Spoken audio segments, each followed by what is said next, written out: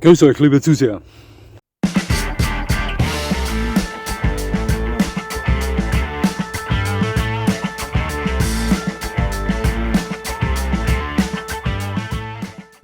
Nochmal herzlichst willkommen, liebe Zuseher, hier auf meinem Kanal. Ich freue mich sehr, dass Sie da sind.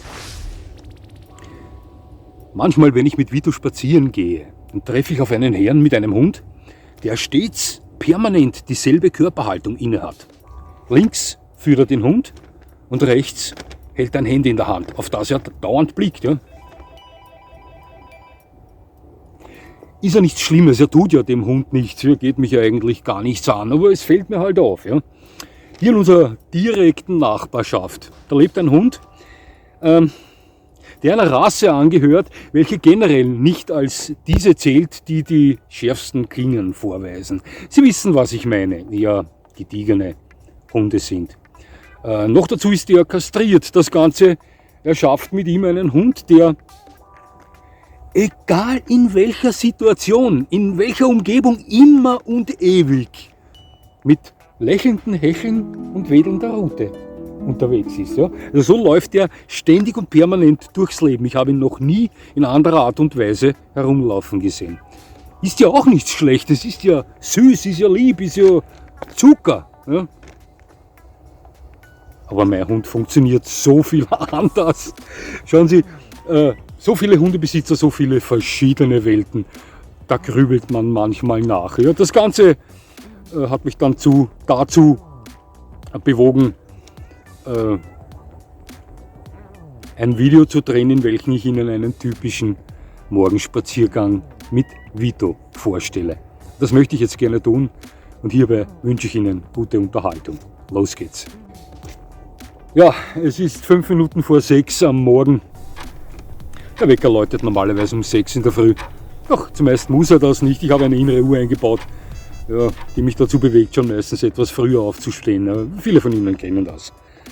So auch an diesem Tag, zu diesem Zeitpunkt, schläft Vito noch den Schlaf der Gerechten links neben meinem Bett in seinem großen Korb drin. Ich stehe auf, gehe in die Küche, mache mir einen guten Morgenkaffee zum Munterwerden. Und um meinen Magen zu schonen, trinke ich einen halben Liter Wasser nach. Danach putze ich mir die Zähne und weiß, das Signal kennt Vito, das weiß er zu deuten. Ein Stückchen Emmentaler Käse vor dem Weggehen, das kennt er als Tradition. Ich weiß, dass er schon drauf wartet. Und als ich reingehe, ihm das geben möchte, liegt er nicht mehr in seinem Korb drinnen, sondern schon im Wohnzimmer. Ja, nach Erhalt dieser Marschverpflegung und dem Anlegen des Brustgeschirrs kann es losgehen. Er steht auf, streckt sich, wackelt mit der Rute, sieht mich an. Auf geht's, Herrchen. Eine Etage tiefer angekommen, betreten wir sein Außenrevier. Und gleich beginnt er damit, die Umgebung zu scannen. Könnte ja irgendjemand hier herumlaufen, der da nicht hingehört, aber es ist alles in Ordnung, keine besonderen Vorkommnisse. Jetzt gilt es herauszufinden, in welche Richtung wir gehen. Ja, es kommt zu Verhandlungen. Was ist, Burg? Gehen wir rechts oder gehen wir links?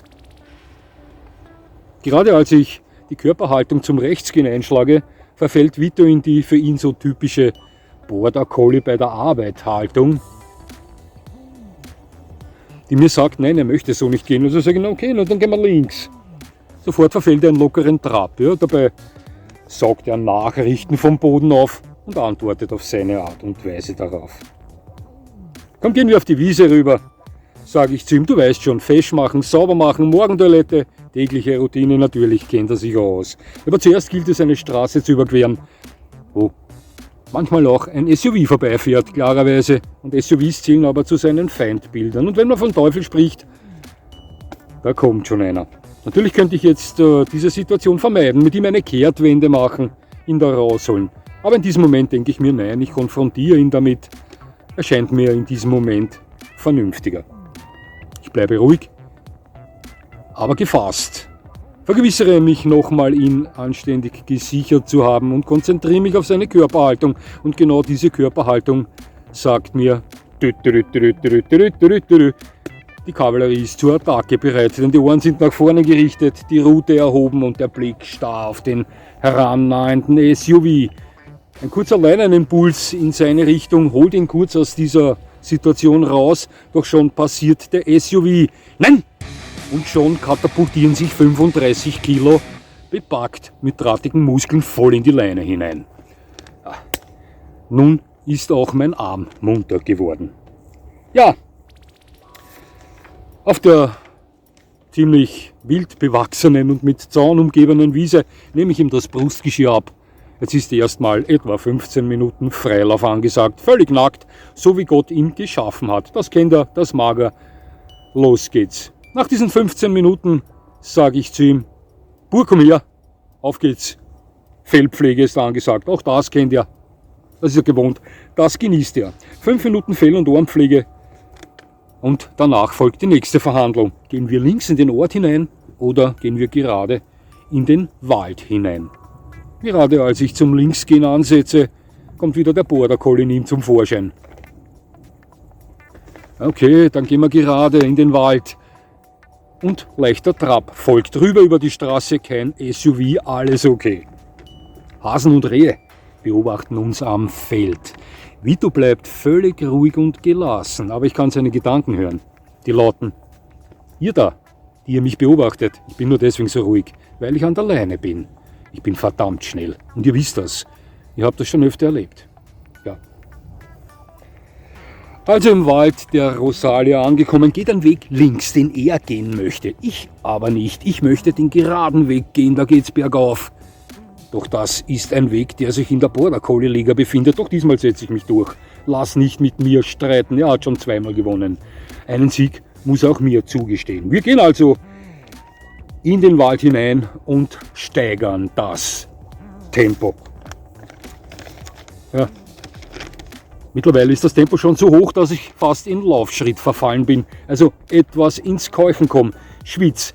Plötzlich sehe ich einige Meter vor uns, in der Morgensonne liegend, eine große Äskulapnatter, mitten auf unserem Marschweg. Ich erkenne sie. Vito hat sie vielleicht gesehen, aber noch nicht als Schlange erkannt. Ich weiß genau, was geschehen wird und genauso kommt es auch. Nichts ahnend läuft er auf die Schlange zu und über sie drüber. Plötzlich schlängelt die sich blitzschnell unter ihm weg. Going! Er springt mit allen Vieren einen Meter in die Luft und es folgt ein Lachanfall meinerseits. Der allerdings etwas weniger erfreuten Blick von ihm erntet, aber das kann man verstehen. Ja. Wir ziehen weiter und sind schon etwa 40 Minuten unterwegs, bevor wir eine Wende machen und wieder umdrehen. Ja. Plötzlich zischt eine Maus an uns vorbei ins Feld hinein und versteckt sich Vito hin, ich hinten nach. Sofort wird dieses Ziel intensiv untersucht. Ist da ein Mausi, sage ich zu ihm und mache gleichzeitig einen langsamen, behutsamen Schritt auf dieses Ziel zu. Das wiederum ist ein Startschuss für ihn, diesen berühmten Fuchssprung auszuführen, was er auch tut. Das ist ein Fehlschlag. Die Maus war schon weg, darf also weiterleben. Wir kommen auf einem Güterweg, etwa 20 Gehminuten von uns entfernt. Plötzlich stoppt er abrupt, lässt die Route fallen, legt die Ohren zurück und sagt mir, Herrchen, da kommen solche dämonischen Radfahrer, die ich nicht will. Das ist ein absolutes No-Go für ihn, das mag er überhaupt nicht. Ich stelle mich mit ihm auf die Seite ins Feld hinein, warte bis die Radfahrer passiert sind, streichle ihm zweimal in den Kopf, sage, Junge, passt schon wieder. Gehen wir weiter. Ein kleines Waldstückchen trennt uns noch von unserem Wolfsbau, wo schon frisches Wasser auf ihn wartet. Also durch da. Von der Ferne erkenne ich einen anderen Hundebesitzer. Mit seinem Hund natürlich. Weiß, viel Fell, etwas größer. Alles klar. Das könnte etwas eng werden jetzt, denn das ist der Samojedenspitz-Rüde, welcher ihn als Junghund attackiert hat und heute einen seiner Lieblingsfeinde darstellt. Dieser Waldweg ist etwa 1,5 Meter breit. Links und rechts davon befindet sich dichtestes Unterholz. Aber das machen wir schon, das checken wir schon. Wir haben schon Schlimmeres erlebt. Warten Sie kurz, rufe ich dem Hundebesitzer zu. Da vorne ist etwas mehr Platz, da stelle ich mich mit ihm rein. Ich verkürze die Leine auf die Hälfte, indem ich das eine Ende der Leine vorne in den Ring des Brustgeschirrs einhake, habe somit auch gleichzeitig doppelte Grifffläche, also besseren Halt, und stelle mich mit meinen schon zu protestieren beginnenden Banditen, der auch schon 5 cm höher geworden ist durch gesträubtes Nackenfell, in diese Bresche hinein.